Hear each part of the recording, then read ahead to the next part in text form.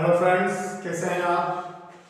Hello students, Kota English classes आज की class के अंदर आपको ग्रामर का बहुत ही अच्छा टॉपिक डिस्कस करने जा रहा हूँ।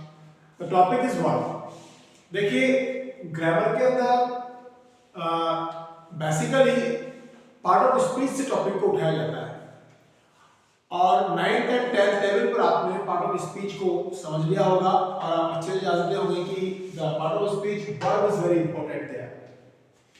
अभी तक हमने ये इवैल्यूएट किया है कि बच्चों को केवल वर्ब का नाम पता है और वर्ब के लिए अगर आप पूछें कि वर्ब क्या होती है तो बच्चा बोलता है कि वर्ब एक एक्शन है।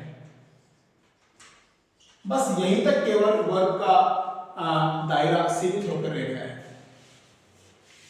स्कूल्स एंड कॉलेजेस के अंदर जाने के बाद भी हमने नोट किया है कि बच्चा वर्ब के बारे में केवल यही कहता है कि verb is action, that's all.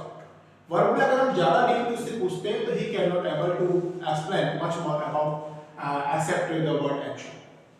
So here in this class मैं आपको वर्ब कंप्लीटली क्लासिफाई करके बता रहा हूं। वर्ब का क्लासिफिकेशन आप देख रहे हैं और देखिए वर्ब का पहला क्लासिफिकेशन मैं आपके सामने करता हूं। आपसे पूछा गया वर्ब कितने प्रकार का होता है, how many types of verb, तो आपको पहला क्लासिफिकेशन करना है। वर्ब दो प्रकार की होती है, ट्रांजिटिव एंड इनट्रांजिटिव। ओके, जब हम ट्रांजिटिव वर्ब की बात करते हैं तो हिंदी में हम इसको सकर्मक क्रिया के नाम से जानते हैं एंड इनट्रांजिटिव की बात करेंगे तो हम इसको अकर्मक क्रिया के रूप में जानते हैं। Okay friends, very easy. Verb का फर्स्ट क्लासिफिकेशन आपने किया है ट्रांजिटिव एंड इनट्रांजिटिव के फॉर्म में। नाउ आपको एक एग्जांपल दे देना है। ट्रांजिटिव वर्ब यानी ऐसा सेंटेंस आपको क्रिएट करना है जिसमें ऑब्जेक्ट हो, I drive a car. See the example, I drive a car.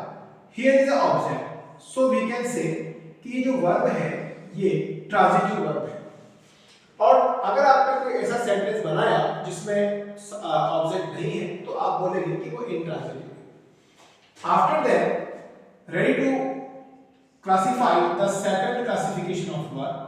मैं यहां पर वर्ब को अगेन क्लासिफाई कर रहा हूं और बता रहा हूं कि वर्ब दो प्रकार से हमें और देखने को मिलती है ग्रामर के अंदर। The first is finite, finite verb and infinite verb. दोनों के नाम आप अच्छे से रख लीजिए, फाइनाइट एंड इनफाइनाइट वर्ब। तो फाइनाइट एंड इनफाइनाइट वर्ब में आपको क्या करना होगा, कौन सी वर्ब फिट होगी और कौन सी वर्ब इनफिट होगी।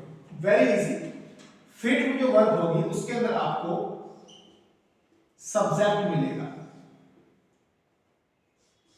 इनफिट वर्ब के अंदर आपको नो सब्जेक्ट, कोई सब्जेक्ट नहीं मिलेगा। कहने का मतलब the verb denote the subject, we can say fit verb. और ऐसी वर्ब में जो सब्जेक्ट को डिनोट नहीं करती है वो इनफिट वर्ब कहलाएगी। For example, I drive a car. See again the same example, यहां पर सब्जेक्ट आपके पास अवेलेबल है। सब्जेक्ट ये वर्ब सब्जेक्ट को डिनोट कर रही है इसलिए ये फिट वर्ब कहलाएगी। And after that non subject वाला सेंटेंस आपको बनाना है गो स्लो। ये देखिए, इस सेंटेंस के अंदर आपके पास सब्जेक्ट नहीं है, जो वर्ब है वो सब्जेक्ट को डिनोट नहीं कर रही। In this case we can say infinite verb. Clear? So transitive, intransitive, finite and infinite means non finite, इसको आप कह सकते हैं। इनफिनिट की जगह आप यहां पर नॉन फिनिट वर्ड का मैंने non finite word, that's clear. Finite and non finite word.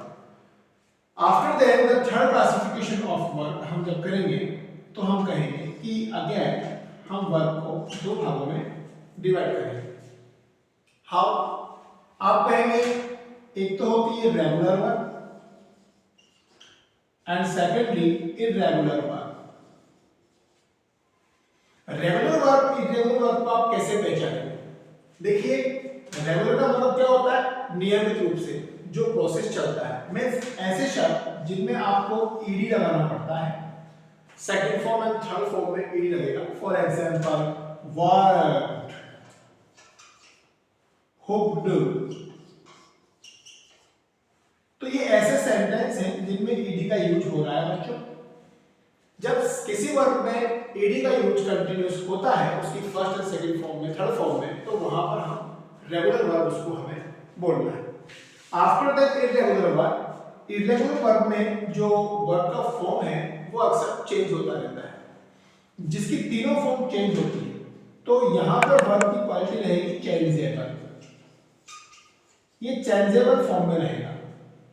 Okay, after that the last classification is very important for you. ये कई बार आप लोगों से पूछा जाता है। वर्ब को हमने तीन भागों में डिवाइड किया है, first form, second form and third form. Generally classroom में बच्चे से पूछते हैं वर्ब के तीन फॉर्म के नेम बताइए, वो first, second and third form के रुक जाता है, जबकि इसका एक नाम है, वो क्लासिफाइड है नेम के according. The first form is record as a present, आप इसे प्रेजेंट कहेंगे। The second is past and third is perfect participle. The third name is of the verb perfect participle.